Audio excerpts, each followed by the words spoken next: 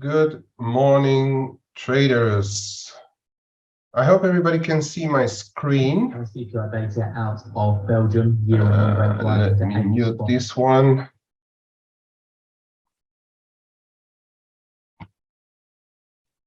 Can you see my screen?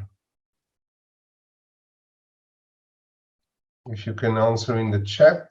Yeah, all right, great, Artem, thank you. So good morning, everybody. Ryan is on holiday this week. He's got some stuff to do, and I will. Yay! Good morning. Hey, how are you, Stel? Good morning. I'm good, I mate. hope everybody had a great and relaxing weekend.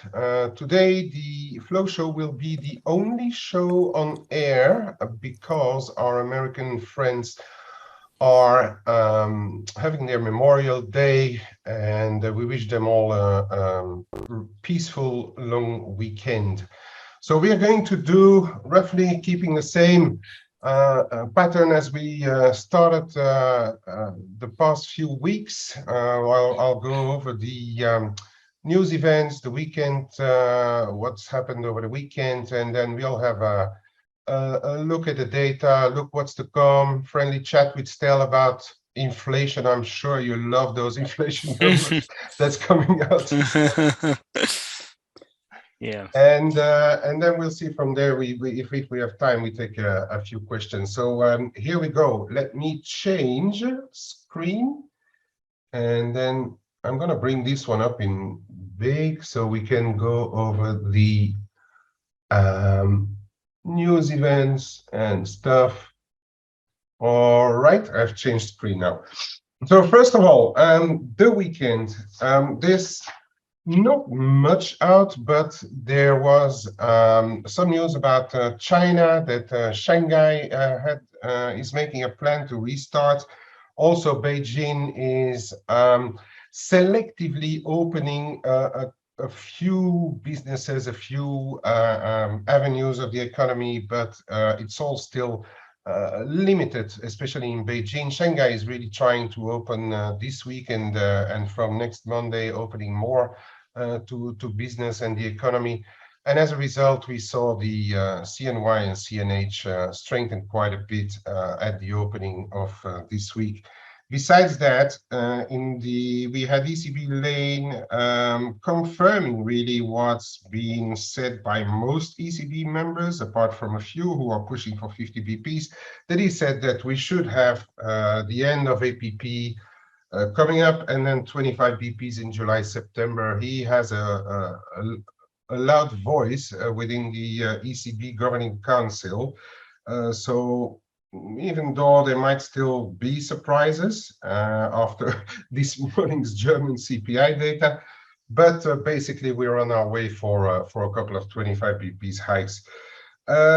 In else, I don't see many shocks over the weekend news. There was a bit of Russia saying that they are ready to talk, but we know the conditions that they are that they want to talk in, and Zelensky already said that as the situation is now, he wouldn't be really interested in discussing with Putin the terms that they are in right now. Russia is still trying to isolate troops. The Ukraine situation is not going away. Elsewhere, Kuroda came on and he said same, but then he did mention that rapid yen weakness is not desirable for the economy. So I trust this puts the dollar yen rather inside a range. Stelios, is there anything else that you saw over the weekend before we attack today's data? Not really, no. I mean, the general theme was cryptos were rallying before markets opened on Sunday night, so they were continuing Friday's move, and they still are. So it looks like we are, moving merrily higher. 4,200 in the S&P. Remember, I've been talking about that. I think this is a level where a kind of a nice risk reward short could be worth it. I mean, it's difficult to get ahead of this now, but because it's been going quite strong for the past couple of sessions. But I think I think it makes a little bit of sense. I'm considering it. I think when the US markets open, actually, no, they're not opening today, right? It's So not going to maybe, open today, right? yeah, I don't know. I don't know. Well, we can trade futures, but Yeah. I don't think the US markets will be open, and we will close early. The futures markets will close early due to a lack of liquidity providers, I suppose, in the US. So we are going to close after the European session. I'm actually in a small short here at 41.95, but it's really close to the chest. I don't know what's, and we'll talk about that because I think a lot has to do with the end of month as well. Some rebalancing acts that we know. Well, we heard or we saw some articles saying that there's I don't know how many billions or trillions to rebalance into end of month. Now the question will be: has the US anticipated its Memorial Day, and are we done, or do we still have a leg tomorrow? But we'll come to the end of month in a sec.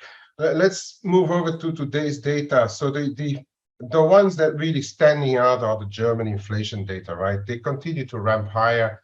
We saw all the Länder today coming out, and they're all like the year on year is still ramping higher. Let me just take back the updates from the early morning. Have a few details here. So we saw Bavaria rises above 8% on year on year from 7.5. Hesse rises above 8% from just below. Baden-Württemberg in the 7s, Saxony 8% versus 7.2 prior. Yeah, and then we had the Spain May flash CPI where we had some form of slowing down the monumental rises earlier, and we had this prior month, and then all of a sudden this month 0.8 added on the month, 8.7 versus 8.3 CPI. I think we are there's no doubt it's here to stay for a good while longer, Stelios, right? Yeah, and what worries me is that the pace is not dropping. It's still firmly moving higher. And you also look at numbers like German import price index this morning, 31.7%. Yeah. Year on year. I mean, all this will get translated into more inflation, and it will not. My problem is that as I said before, the momentum is still rising. That's my worry. If you see inflation kind of flattening out, then you're kind of on the peak, and a few months later you're going to see it move lower. But it's still not doing that, and also oil is still rallying. So with energy going higher, I don't see how inflation is going to go lower. No. So I'm worried. This worries me quite a bit. Yeah, we saw this energy, right? People were looking at China a bit of a slowdown. Maybe oil is coming off, and the opposite is happening. As soon as they talk about reopenings, oil takes another leap higher. Yeah, we traded like really close or even above, but I don't see it because I have the CFD. But Brent is close to $120 again. The WTI is like hovering just around the $115 on my screen anyway. It's not going anywhere, right? Yeah, I don't think so. No. Okay, just moving on to a couple of other data. For those who are following Scandis, the Swedish GDP is diving on the quarter-on-quarter, is diving into negative territory as well. So we have a slowdown on the year-on-year. The Norwegian retail sales for April are slowing down as well, but Norway, we know when we trade NOK, we have to keep a big eye open on the energy prices and what in the meantime the Norges Bank is doing. But since energy prices are still on the rise, the tax payments of the energy exporting companies in Norway will go higher as well to counterbalance those the Norges Bank Norwegian krona sales. So NOK is a bit stronger again this morning. That is sort of what we had so far. Yes, we had the European Business and Consumer Survey. It's look at the consumer confidence, still minus 21. Inflation expectations a little lower, but they are staying pretty steep. Sentiment indices are always on the defensive. Oh, the Belgian CPI came out as well. A surprise, close to 9% now. So on the data, today, this afternoon is going to be quiet, apart from the German CPI. But the next, this week is going to be quite a heavy week. We are going to have the EU CPI plus jobs reports. We are going to have the Canadian GDP tomorrow, and that's one day ahead of the Bank of Canada. For Canadian dollar, it's going to be a big week, in my opinion. Are we expecting 50 from yes, Bank of Canada? We do, yeah. And some hotheads are saying that we could see a 75, but I personally don't think they will do 75, because that's I wouldn't think so, because it's a panic move. You know, if you do 75, yeah. Why do you need to do that? That's the thing. Yeah. Obviously inflation is high, but you know, why surprise the markets? Like, central banks hate doing that. So 50, you know, this time, 50 next time if needed. They all take their cues from the Fed anyway. Yeah. Right. Bank of Canada was amongst the early risers, right? Because they have their economy still holding up pretty well, so they really take it. They are really one with the New Zealanders in, let's say, the main group of central bankers who really have taken the bull by the horns and go, and as long as their economy holds up relatively well, I see them in the head. Ahead of the rest still a little bit. So I'd say that might reflect in the currencies as well, but we'll see what happens with the Bank of Canada this week. And then we'll have a slew of US data as well into the second half of the week, the beige book, the economic conditions, and then to put the crown on the whole thing, while the UK will be observing the Queen's Jubilee. We'll have the US labor report, which this week should be a big one, because there's a lot of expectations now, whether it be one way or the other for the Fed. There's a lot of expectations to get a feel of what they will do post their next couple of rate hikes, right? Yes, indeed, and that's really what the market's going to be anticipating now, because remember, we had a couple of Fed members last week hinting that we might be close to, not that close, but you know, they're looking at where the end of hiking is going to be. Bostic, if I remember, hinted that 2 more 50s and then maybe that's it, which is not what the market's pricing. So this is really the thing now. The market's trying to understand and anticipate where the Fed stops, because when the Fed stops, that's where people are kind of given the green light to go risk on again. So yeah, absolutely. Yeah. All right then. Sorry. A quick word about the end of month then, because we are in full swing now for the end of month. Even though the US is closed, we still see some European moves left, right, and center. On Friday in the European morning, the euro was rather slipping, then taking back what it's lost in the afternoon, then getting sold again on the fixing. This is typically end of month stuff, so we'll have to be careful what's happening. But regarding this end of month, I want to mention something, and those are those end of month models. The models are based on, I think it's 80 or 85% on equity moves, and then 15 or 20% on bond moves. So mainly what those models are trying to figure out is what is the FX derived from those monthly equity moves. And we've seen until last week, the US indices were coming off, with the Europeans and the UK specifically holding up very well. So the models were predicting large dollar buying from the FX neutral funds, but we've seen a big reverse in the S&P towards the latter half of last week and into this week. We are actually trading above 4,200 right now in the S&P. So those flows are, if not dramatically reduced, could even reverse. So we have to be really careful when we look at those models, or when we see those models being mentioned on Twitter or on any web page about what the people think. There's a lot of anticipation going on, few people trying to front run them. But then if we see moves like those that are happening now, we have to be very careful with what we do. So since the S&P, the Nasdaq have been reversing over the course of past week and into this week, I would be very, very cautious to try to predict any end of month funds. So moves. So I think tomorrow anything can happen.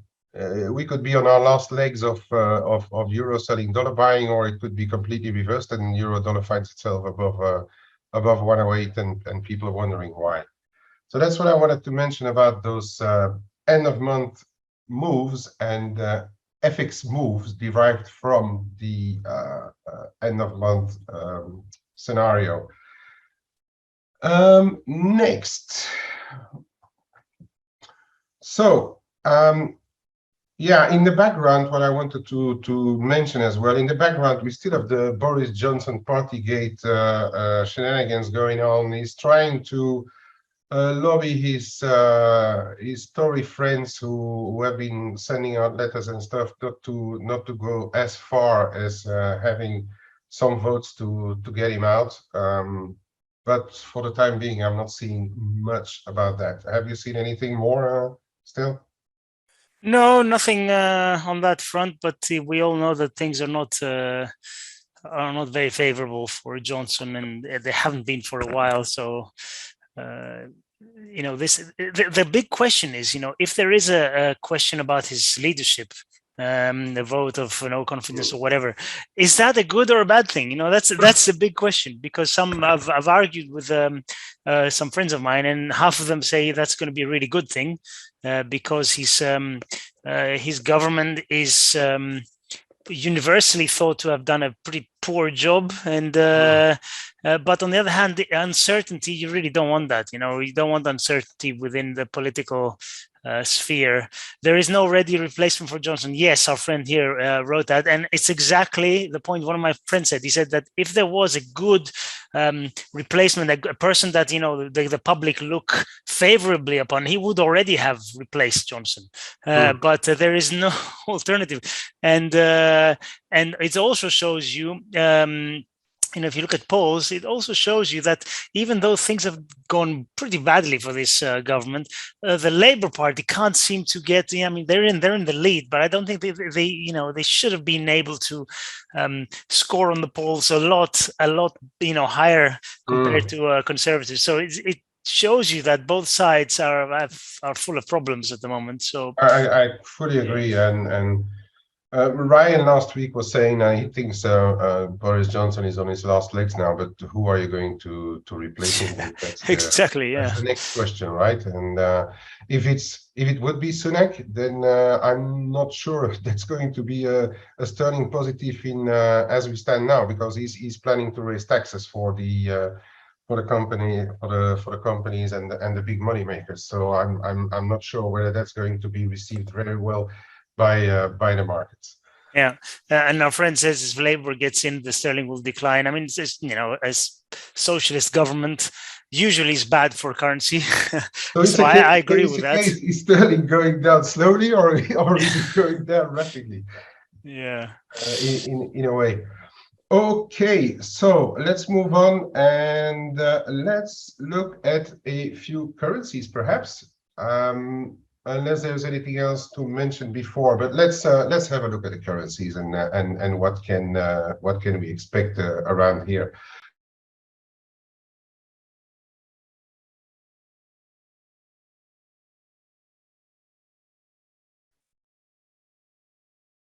Cayman, you muted yourself. I don't know how. Oh, I'm sorry. Oh, there you go. There you go. Okay. Sorry about it. Mercy. And I then, thought you were having like a drink of water or something.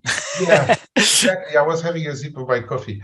I say, in the meantime, a quick question which I would like to answer. Where do you get the trade log? Well, we have the mainstream updates, so that's where we get them from. So let's start to look at a few currencies. While I have Stelios close at hand, I'm going to start with gold and silver. And Underperforming yet again. let me go to my screen.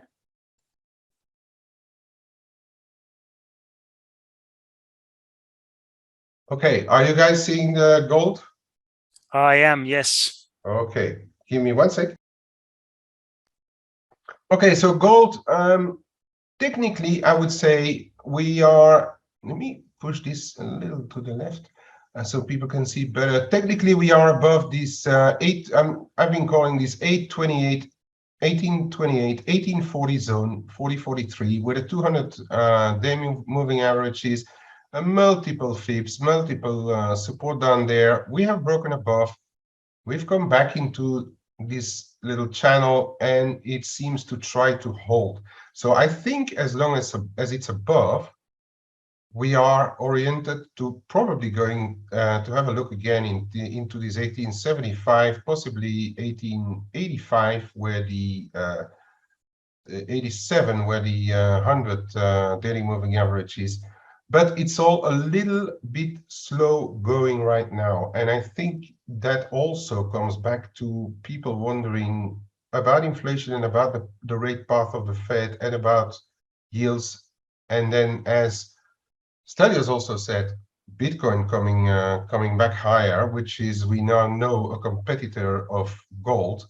It's probably slowing down the gold advance a little bit. Stelios, anything? On metals. On the gold right now, anything, or shall we move over to silver? No, they're both chopping sideways. I mean, it's so boring, unfortunately. Yeah.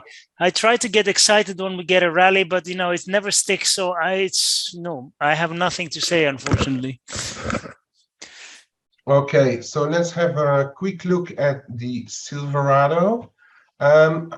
It's trying to make up its mind, right? In this 22 figure 15 zone, going above, coming back down. I think the market is trying to look at stuff a little bit positive with China reopening. But then if China reopens too slowly, then this thing is going to lag again, in my opinion. I tried a little, very small break buy, but if it goes back below 22, I'm going to be out of there. I don't even want to risk real money on that thing. So okay, let's move on to the majors then. On the euro dollar, and yeah, I'm seeing. Okay, on the euro dollar, we are right on the 55. DMA right now. This one I'm kind of looking at, although I'm not a huge fan of moving averages on currencies, but we are on there. And euro caps a little bit, so it's also a prior low from April. So we are in a bit of a zone here. To me, the big zone is going to be here. That's between 108 and 108.30. It is the break that we saw earlier from this 2017 low over 2020, the low of the pandemic, and then back. We held it once here early March, and we had like this big spike up back to 112, and now we are slowly getting closer there. Really, it's kind of an expectation thing, both sides of the pond, ECB and against the Fed, and then mixed up with what I was talking about, those end of month flows. I'm pretty neutral here. I still think that as long as we are not back above this 108, 108.30, the overall sentiment will remain a bit negative for the euro. If in turn we break above, and there's one on the really long-term chart that Blake also showed on the weekend video, from the creation of the euro, we are coming in at around 109.5, something like that. But I think if this 108 figure 30 breaks really and holds, we have a chance to go back to 101 and 109.5, 110 perhaps. Stelios, you have a view on the euro in general? What time horizon do you want? If I may, not a Greek time horizon, not the next 30 years, please. We don't even know it. I've been saying for weeks now, I'm a buyer on dips. I want to be a buyer on dips. So up here now, we have reached now 107.70-ish is those lows from April. So I think we might, and plus we're also hitting the which one is it? The 50 DMA. We just crossed it. I don't know if you mentioned that. Sorry, I was looking at something else for the past couple of minutes. But I think there should be a small correction now. But I am a buyer on dip. So if we get anywhere near 106, I know it's 160 pips away, but we could easily get a nice little move towards there. I'll be looking to buy low 106. Right. The one I'm showing now, the 106, 106. Yes, there you go. There you go. That's the one. Yeah, that's the one. That's what I was mentioning as well on the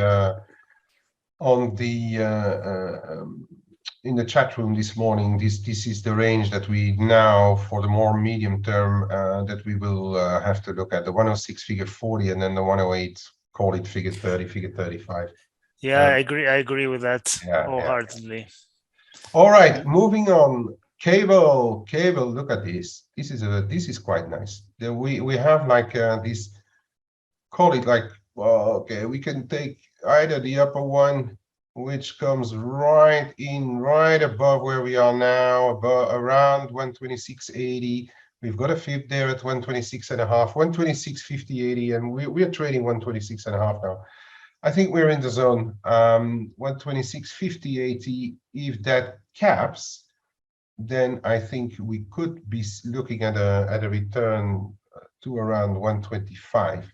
If it breaks, I have a few fibs around here, but I think the major one would be around 128.30. So call it a 150 points move possible, which would coincide with if we take like euro sterling equal, which is now turning around 85, which would coincide with a kind of similar move if euro dollar breaks. So keep an eye on that one. So I would say 125 and then this 126.80. This is the range that we are observing right now. On the, as I was saying, on the euro sterling, up and down and in the middle, 85.25, 25.30, where we stopped right this morning again, is going to be an area to watch. The first one, 84.90, put it rather at 84.80. So you have like a 20-25 point range in this very short term around 85 to play inside. If we hear anything politically in the UK, we can break either side. And this morning there was an interesting piece about the ONS, which said that they were tracking the lowest cost price rises, which of course has seen big price hikes. But in the meantime, Citi YouGov saying that they don't expect Bank of England to really ramp up the hikes more than what is expected in the near term to fight inflation. I think Bailey was pretty clear when he said that yes, inflation is ramping higher, but our economy is at risk. So I don't think we should expect too much than a normalization or normal hikes from the Bank of England. Do you have any view on the Bank of England still? Well, the problem they have is that inflation is high, but the economic data is turning already. So they're going to have to hike. They're going to have to continue, but I think the pace is going to be slow, and I'm struggling to find reasons to be bullish the pound. Maybe not so much against the dollar, because I think the dollar is going to be, it has traded very well as the market priced in all the hikes from the Fed, and obviously they are delivering now the hikes. But the pound I like short against the euro. So this euro pound long, I've been talking about it, right, for a while. It's been going well, and I think that trend line that you have there, that ascending trend line support, is going to act as support, and I really do think we're going to hit the 90s again, maybe even before the end of this year. So I like this pair to the upside. Yeah. Obviously, nothing goes in a straight line, but I am a buyer on dips of that, and I fear for the UK. It's my second home. I spent 17 years there, but the economy at the moment and the way things are run is far from ideal. So I think the Bank of England is going to have to, let's say, under deliver on hikes. Inflation is high, yes, but they can see that the economy is turning already. And we know the Bank of England, how they love to be dovish. They love to ease. They love to do that. They have always have done. Really is an Uber-dollar. Yeah. Even I came to buy euro sterling on dips. Can you imagine? I'm buying euros. I never thought I would say this in 2022 that I'm buying euros. I mean, wow. No, but I've turned around, and I think euro sterling is a buy on dips. I can only agree on that. Yeah. Okay, let's move over to the other one. Oh, here I need a lawyer. Dollar yen. It's in this small downward channel since the highs. It is holding some retracement levels in that zone. It's very uncertain what's happening between the MOF and the Bank of Japan, although I think 2022-2023 fiscal year, last year of Mr. Kuroda, Sake-san, they are going to change something. Now, my personal view is that whatever they change, it's going to be so much slower than any other central banks.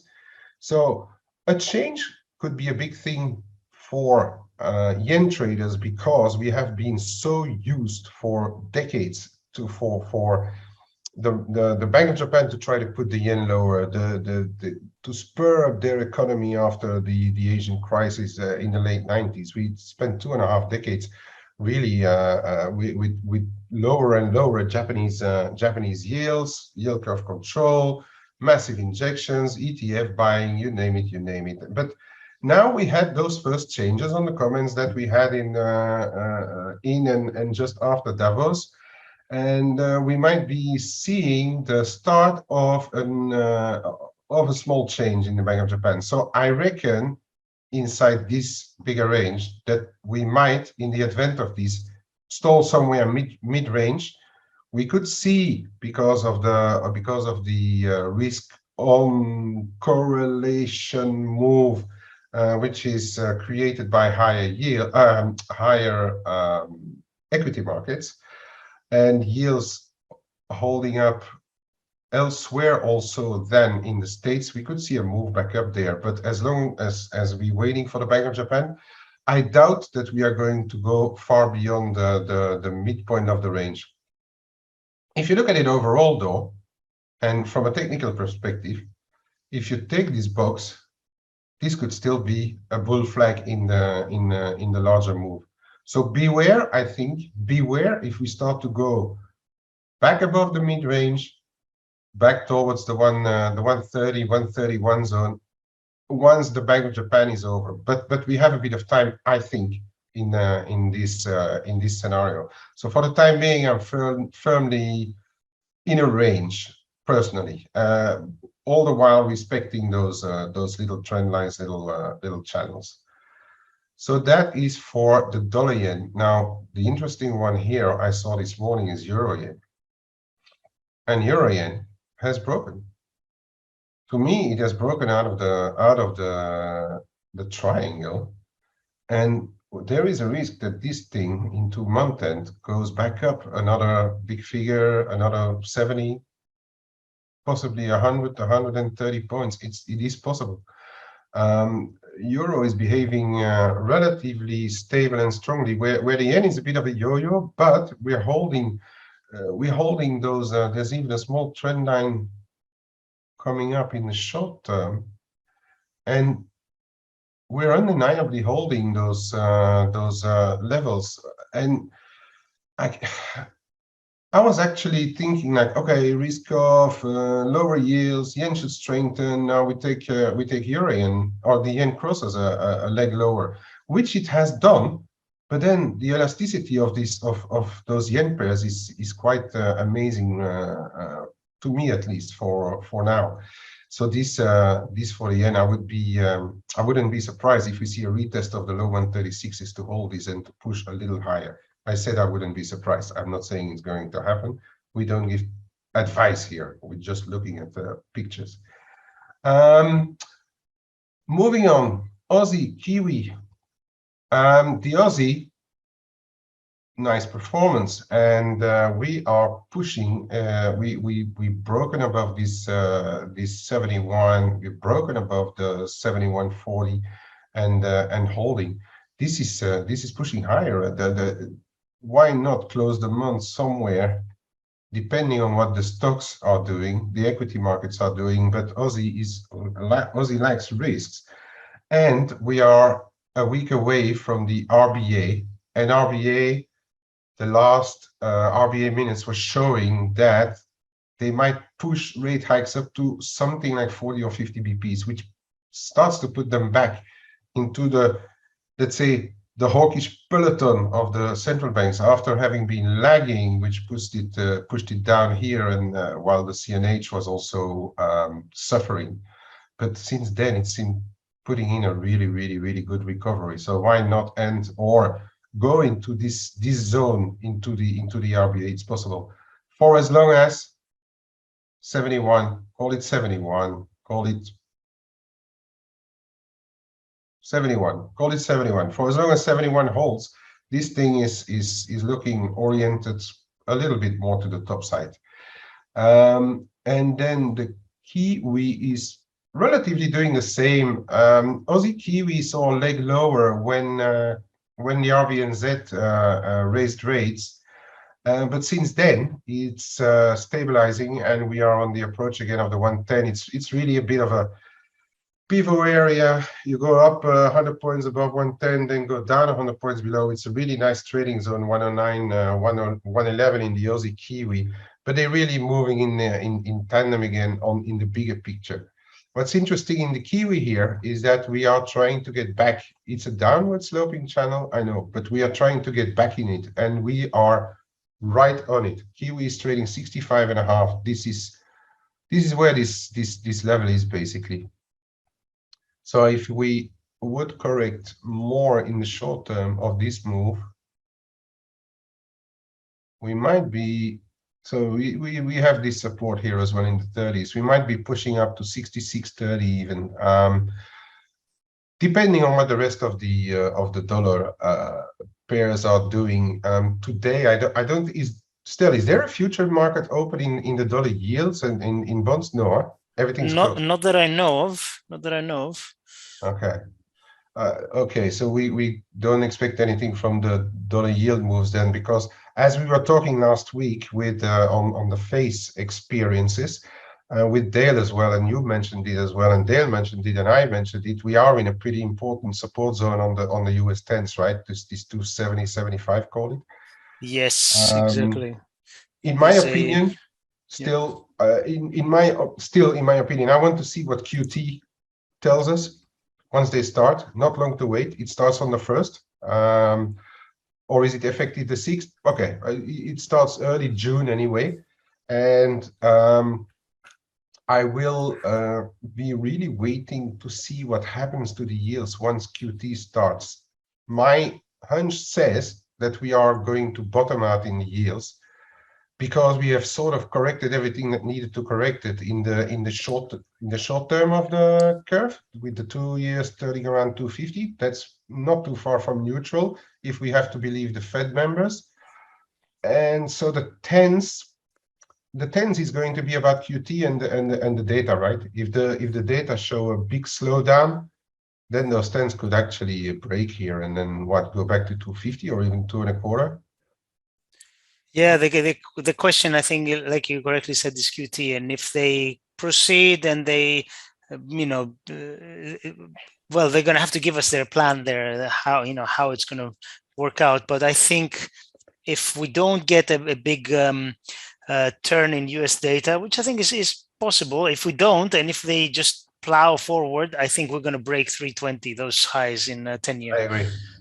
I think easily we're going to break that and see what happens. I agree. I'm not a bear on US yields right here, unless the data tell me, okay, now we are this is not a soft landing. Yes, this is panic stations. Yeah, the data or the Fed or both are going to tell us when the end in yields going higher has come, and I don't think it's come yet. Yeah, and in the meantime, we are swinging the pendulum, right? We went hard to the right, taking those yields up. The short end of the curve, I couldn't even believe that they're seeing 3% and above, because the funds and the different asset classes of intervenants in the market have to hedge, because a lot of the market is always saying we're pricing in this, we're pricing in that, but a lot is like, no, we have to cover, right? Long-term longs in bonds, they had to get out, and those create massive moves.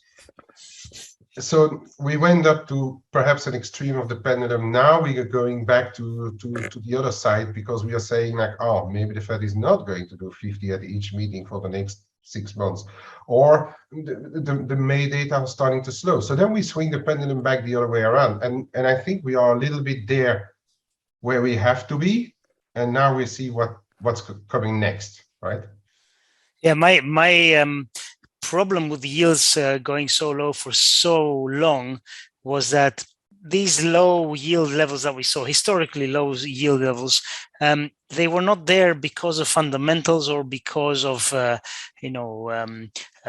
people buying bonds because they want to have a certain fixed income or something like that. No, it was because a lot of longs were getting long because they thought they're going to get out at higher prices. The end, and now that this is stopped, and this is basically, it's clear that it's not going to be the case anymore. Like you said, there's many players who are just trying to get out any way they can, and that's what we saw with that big push up in yields. And obviously we've retraced a little bit now, which is perfectly normal. But as I said before, unless the Fed tell us, or unless the markets, the economic data turn really sour, I think 10-year US goes 320 and above. I couldn't agree more. And we've also been ultra low because the central banks globally have injected 6-7 trillion or more liquidity, and people had liquidity for free, and then it was like a really a game, right?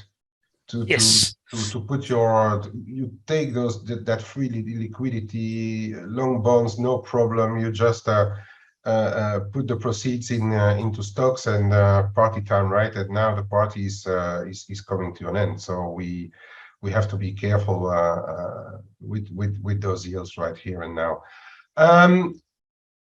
Something else, Canada.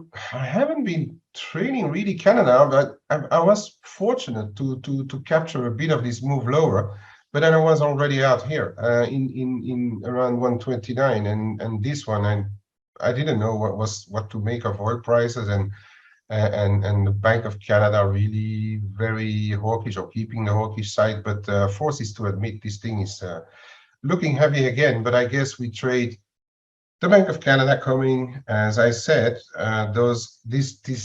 She's the next one. The Bank of Canada is the next one. McClem has remained hawkish. The data in Canada have not markedly slowed yet, so it's not yet panic station. So I guess all of this is now reflecting in the Canadian dollar.